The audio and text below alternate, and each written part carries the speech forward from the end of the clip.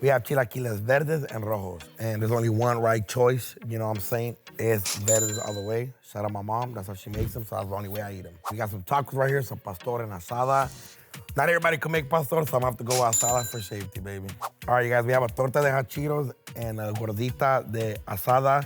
I love hot Cheetos, but you gotta stop putting all our favorite dishes, so I'm gonna have to go with the gordita de asada, baby. We have some sopes and we have some vampiros. The sopes remind me of home, so we gotta go with the sopes, baby. These is right here is like my mom food, you know what I'm saying? So home always wins, baby, let's go. All right, you guys, we got some birria nachos and we got some carne asada fries. I'm from the ghetto, so carne asada fries it is, baby, let's go.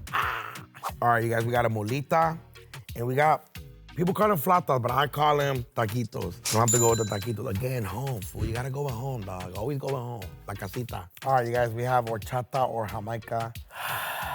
It's kind of like trying to choose between your favorite girl. You know what I'm saying? But horchata's the winner.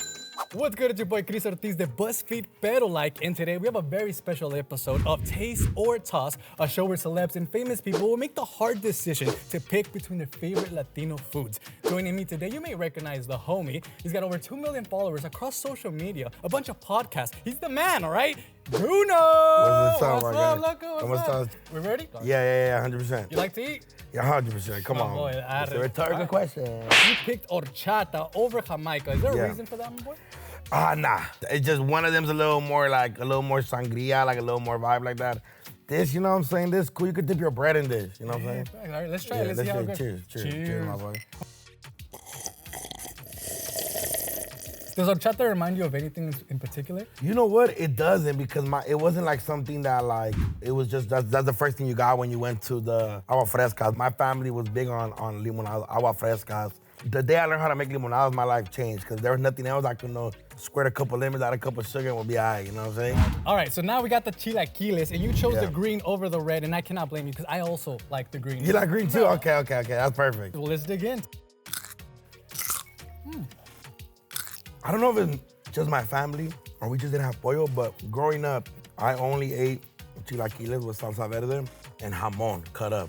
My mom used to buy a pack of tortillas, cut it up and then fry them. Yeah. And then you make the salsa verde and do it up. Yeah. But the thing that I always caught people by surprise was the jamon part. How was it growing up here, you know, like as a youngin? I'm born and raised in Echo Park, Los Angeles, in a little section inside Echo Park called Historic Filipino Town.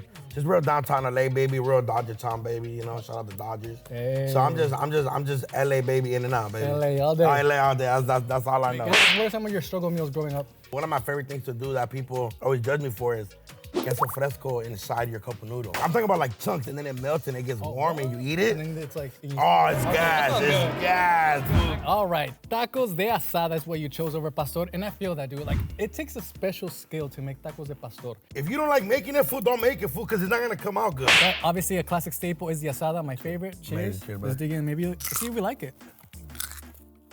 One of the craziest things I've done, talking about tacos, our favorite concoction was like, as kids, was like, I'll grab tortillas, make the carne left over, queso fresco, crema. I love queso fresco. Yeah, I love queso fresco. Having a big family, what's that like here growing in the city, growing together? But fool, when there's 3 women in your household, and you're the only boy, fool, and they get in the shower first, fool, like, fool, it's sad. And then, keep in mind, I have no room. I sleep in the living room. I'm the only boy. So growing up, obviously, you had the cheat code. You were able to just riz it out now. You're a danger to society. You're a menace to society. A menace to society. All the ladies, bro. And I see you out there on your Instagram and everything. You're very active in certain gentlemen's clubs. Yeah, facts. Living the life, bro. Yeah, I love it, man. I like supporting people in their nursing careers and their cosmetic careers. And, you know, I love it. I'm a fan. ¿Cómo es que llegamos de a kid in LA all the way to now the lights, the stages, doing your thing? Man, fool, it's a trip. I didn't have nothing planned. I'm not on the radio no more, but when originally Brown Bag Pod also transitioned into the radio scene, the day I signed was the day I found out my dad had passed away. How hard was it to have to become the man of the house? My sisters, I've never thought I'll be in the place to where like they gotta depend on me. And not that all my sisters get their money on their own, but they can have my debit card, you know? If my sister was mad at me, but she'll still add an extra huevo so I can have an extra one. If she passed by the store, she'll be like, okay, I'm gonna get this for some chips, even if I didn't ask. So now I gotta repay the favor back. They wanna go to concerts, and I know the artist, hey, fool, let me get some tickets for the fan. So let's move on to the next stage. We got gorditas de asada or tortas de asada. All right, well, let's dig into this gordita. Do some A mí me gorditas. gustan las flacas y las gorditas. Yeah, let's do it. Where would you take a little mamacita if you were to take her on a date? What kind of food? You know what? It depends on the girl, fool. There's misses, I've taken a girl to a really expensive restaurant that maybe didn't deserve some Wagyu. She deserves some hot Cheetos with cheese, you know what I'm saying? If she's a vibe and she lets me choose and we go to some spot like this and she prepares her tacos or whatever, like clean up, be like, oh yeah. I might give her a kid or something. Have you ever had like a wild fan story with a girl that maybe went too far? One time we were in the Coachella Valley and then some girl randomly, I'm like with all my homies, like we're all chilling, walks up and tries to kiss me.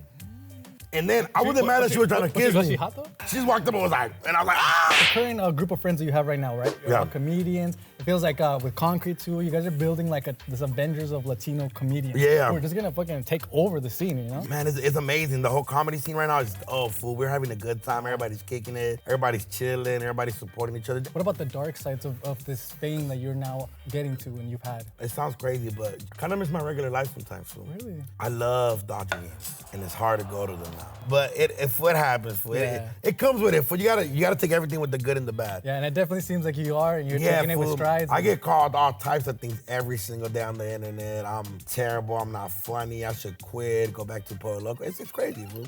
But hey, I'm here. With better life, you know what I'm saying? All right, so right now we got the delicious, what do you call them? Taquitos. Or flautas, as I call them, right? Do they remind you of anything from back home? Everything, fool. I eat taquitos my whole life for once a week. Cheers, man. It's good. Taquitos are home, fool. Do you have a girl? No.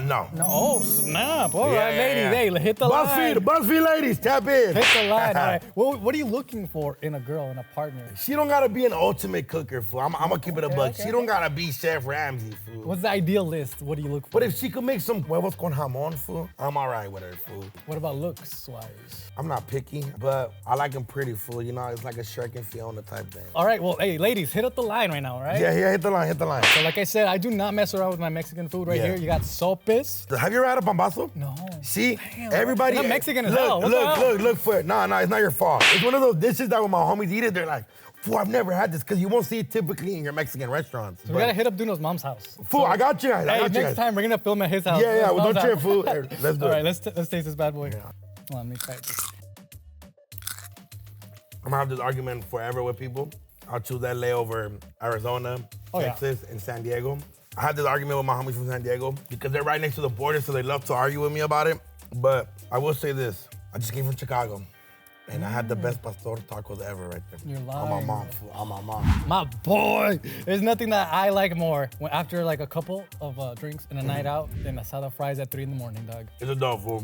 It's unbeatable. Growing up, did you have a lot of asada fries? Yeah, fool, because they weren't that expensive. Now, obviously, everything's more expensive. It's like $15, bro. Yeah, but yeah. When did your career really start taking off? Was it in high school, college? I would say 2 years ago. Yeah, so obviously I did like a video, the domestic violence video that kind of changed the game for me. Homegirl was abusive? Yeah, fool, it's crazy because I didn't even think that video was that funny. Yeah, but fucking hilarious. But what are you talking about? But it changed my life, and I'll forever be grateful. Shout out my boy Izzy, I did that with him. And we didn't even plan it like that. We just did it a couple times and then started doing YouTube and then working on other platforms and then doing interviews and growing relationships, acting, comedy, and then now I'm doing it all, man. I got 2 of the biggest podcasts in the West Coast, when it comes to rappers and the Latino scene and the LA scene, and there's nothing better than making people laugh. All right, well, tell the people how they can support you, how they can support your craft, how we can see Duno keep rising and growing. Yeah, man, there's a lot of things you can do, man. Just go to my page and you'll find everything right there. That's right, support the homie, Duno. Appreciate that. Thank you for having me, man. Of course, man, appreciate you. Thank you so much, dog. All right, so this was a great episode of Taste or Toss. We'll see you on the next one. Make sure to subscribe.